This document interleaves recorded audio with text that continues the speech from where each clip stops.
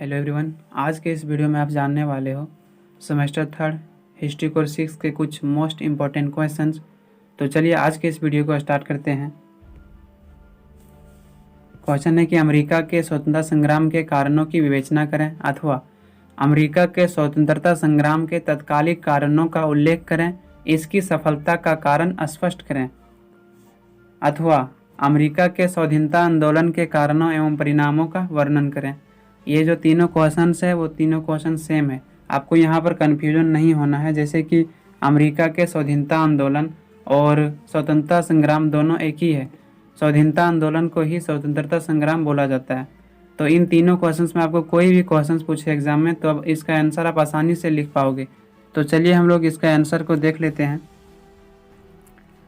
सबसे पहले आपको परिचय देना है। विश्व के इतिहास में अमेरिका के स्वतंत्रता संग्राम का जो है विशेष स्थान प्राप्त है। इस स्वतंत्रता युद्ध के द्वारा प्रथम बार यूरोपियन उपनिवेशवाद को चुनौती दी गई। उपनिवेशवाद किसे कहेंगे? जब कोई शक्तिशाली राष्ट्र किसी कमजोर राष्ट्र पर अपना नियंत्रण स्थापित कर ले और वहाँ के आर्थिक क्षेत्रों में अपने हितों में उसका दोहन करे तो अब हम उसे उपनिवेशवाद कहेंगे।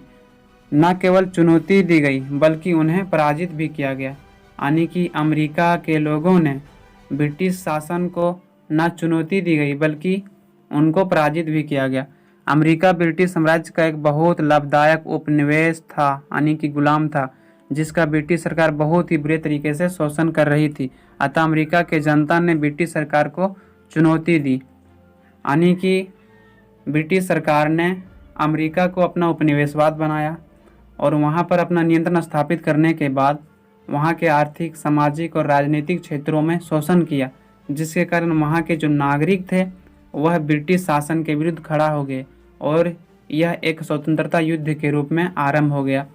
स्वतंत्रता युद्ध आरंभ हो गई और 1776 में अमेरिका ने स्वतंत्रता प्राप्त किया।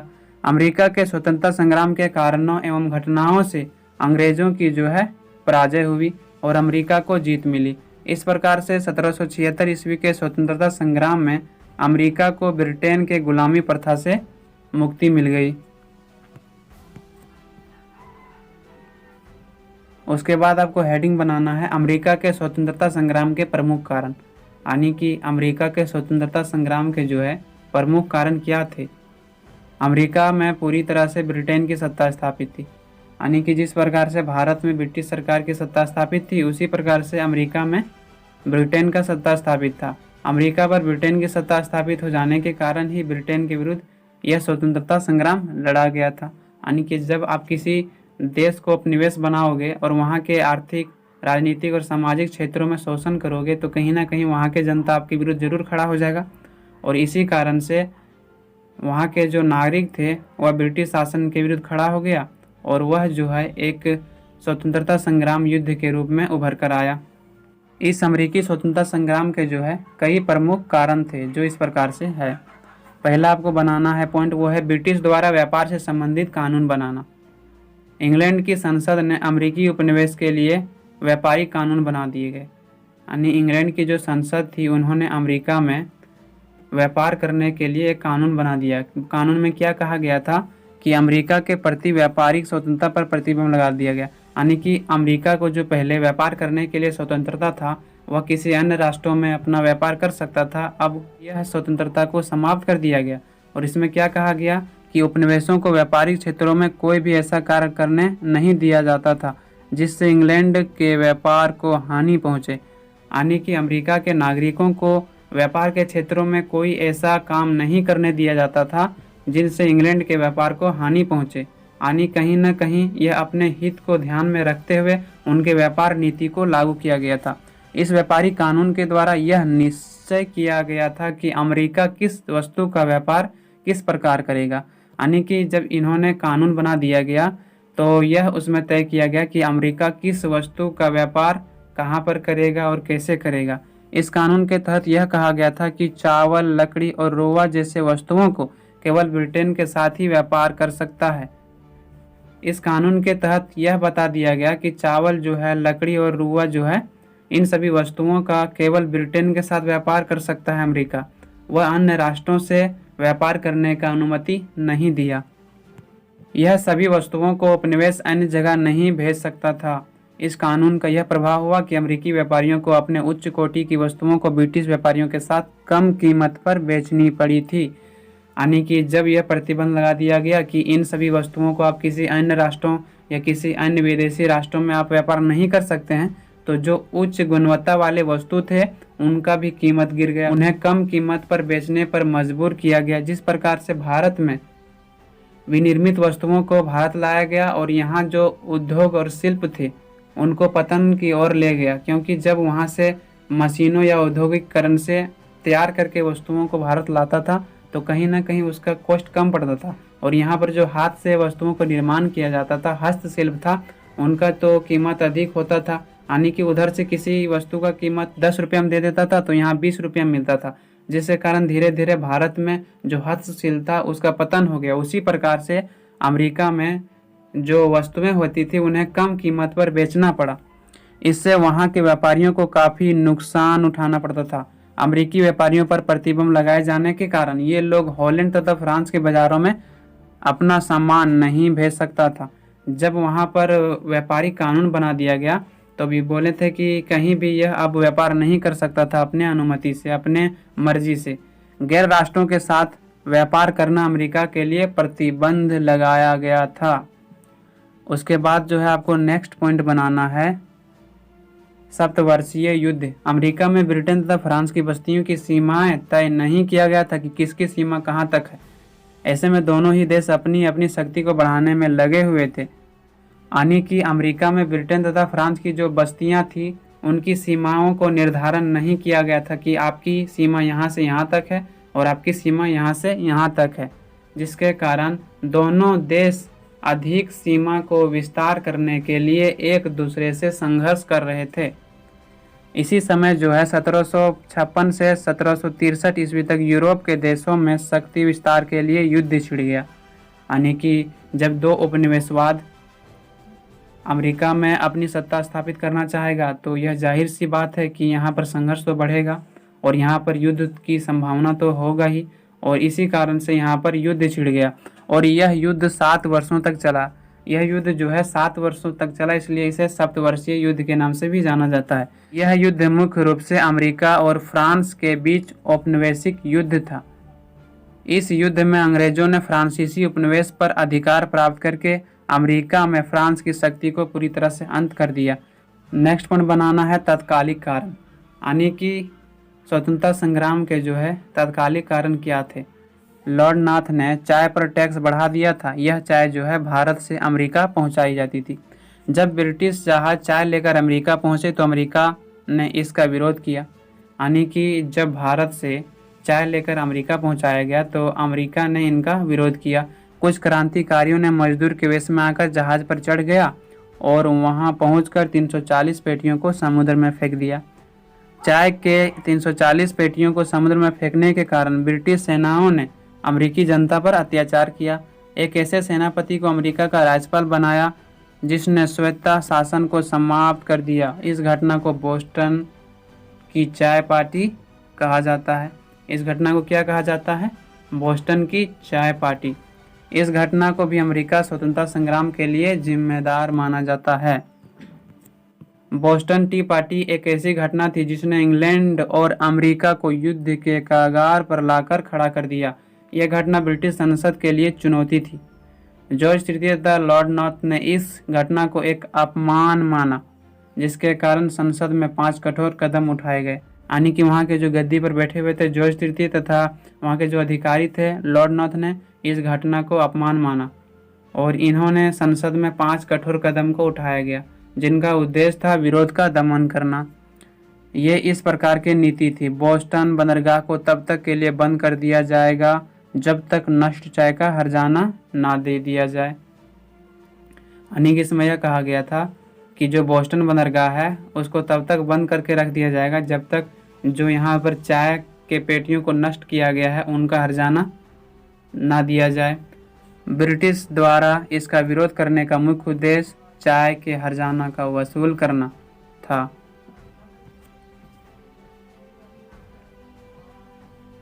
चौथा पॉइंट है स्टाम्प एक्ट।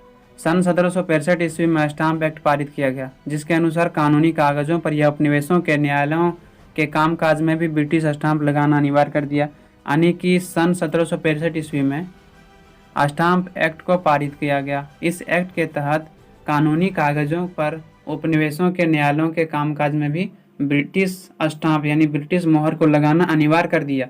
इस कानून को पास करते समय जो है संसद में उपनिवेशवाद का कोई प्रतिनिधि शामिल नहीं था, यानी कि अमेरिका के कोई भी प्रतिनिधि संसद में शामिल नहीं थे, जिसके कारण जो है स्टाम्प एक्ट के खिलाफ आवाज़ उठानी शुरू कर दी गई, जो आगे चलकर अमेरिकी स्वतंत्रता संग्राम का एक कारण बना। तो इस प्रकार से स्टाम्प एक्ट भी अमेरिकी स्वतंत्रता संग्राम का एक कारण माना जाता है। 5वां पॉइंट बनाना है आपको, जॉर्ज तृतीय की कठोर नीति। जॉर्ज तृतीय इंग्लैंड के सिंहासन पर विराजमान था।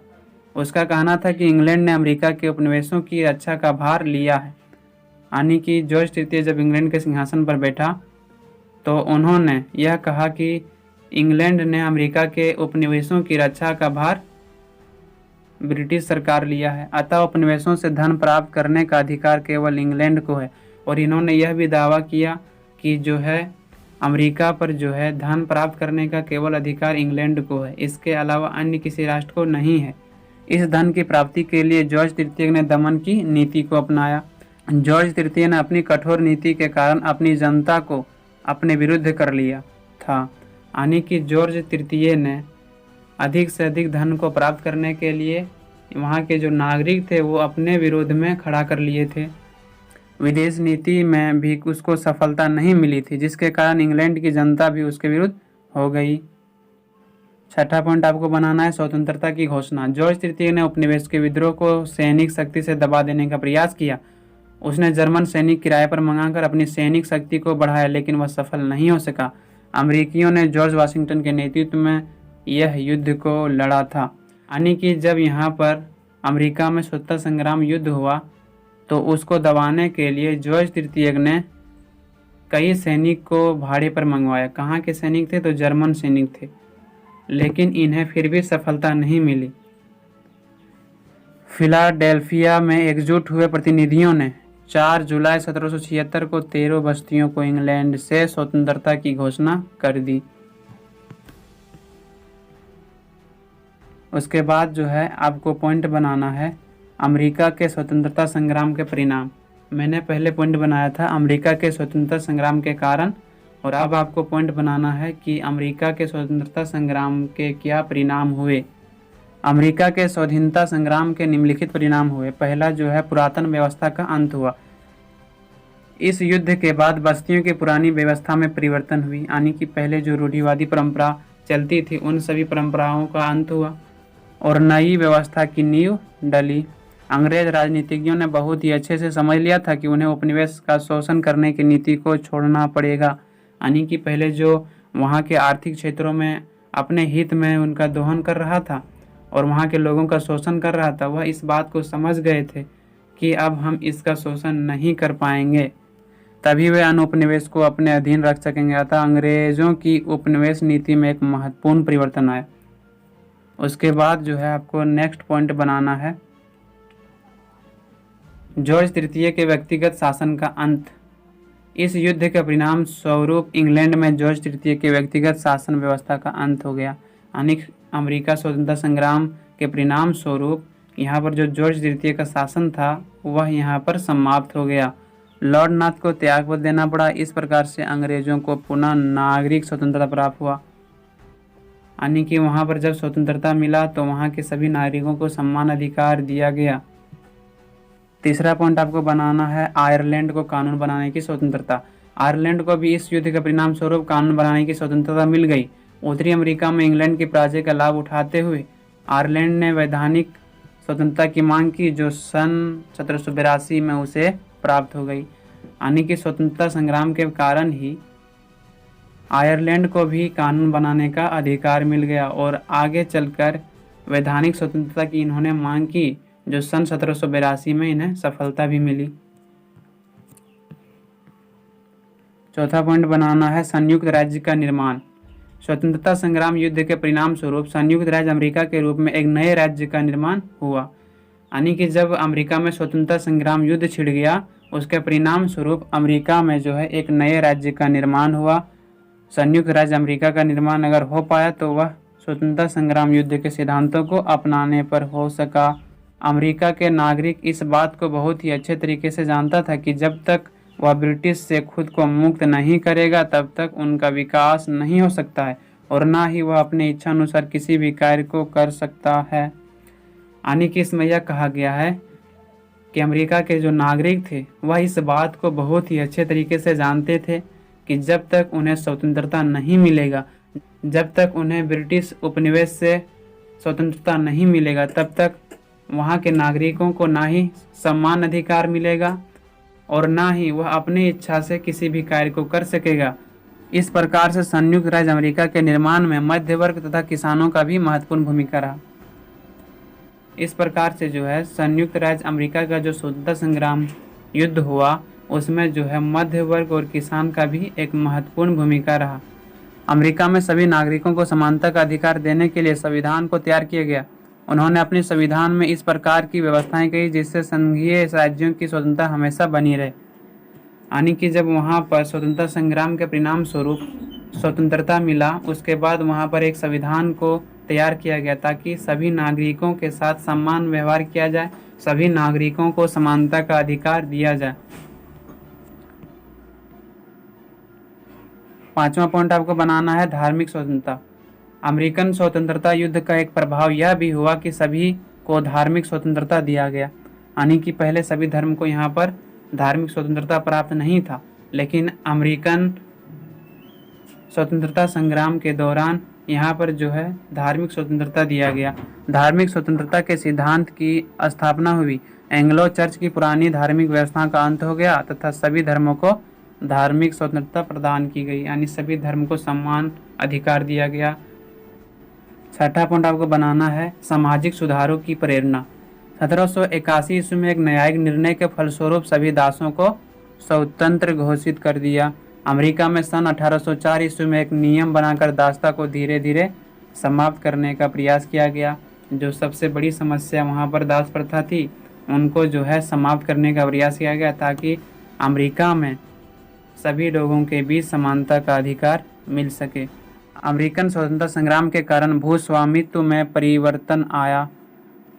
राजभक्तों के पास जो बड़ी बड़ी जागीरें थी उन्हें जब्त कर लिया गया, यानी कि जागीरों के पास जो अधिक मात्रा में भूमि था उनके भूमि को जब्त कर लिया गया और यहाँ के जो किसान थे उनके बीच उनका बंटवारा कर दिया गया ताकि सभी किसान अपना जीवन यापन कर सके। उत्तराधिकारी के नियमों में महत्वपूर्ण सुधार किए गए। व्यक्ति की मृत्यु के बाद जो है उसकी भूमि को उसके सभी पुत्रों के मध्य विभाजित करने का नियम बना दिया गया। यानी कि इसमें यह भी सुधार किया गया कि जिस किसान को उस भूमि का मालिक बना दिया गया, जब उनकी मृत्यु भी हो जाएगी तब उनका जो भूमि है वह उनके सभी पुत्रों के बीच वापस में बंटवारा कर दिया जाएगा, इसका अधिकार दिया गया। तो इस प्रकार से यहाँ पर समाप्त होता है। मैं उम्मीद करता हूँ कि आप सभी को समझ में आया होगा। आप अगर 50+ क्वेश्चन का PDF नोट्स लेना चाहते हैं तो जो स्क्रीन पे वीडियो दिख रहा है वहाँ पर आप जाके देख सकते हो और अपनी तैयारी को बहुत ही अच्छे तरीके से कर सकते हो। तो आज के लिए इतना ही, मिलते हैं नेक्स्ट वीडियो में। जय हिंद।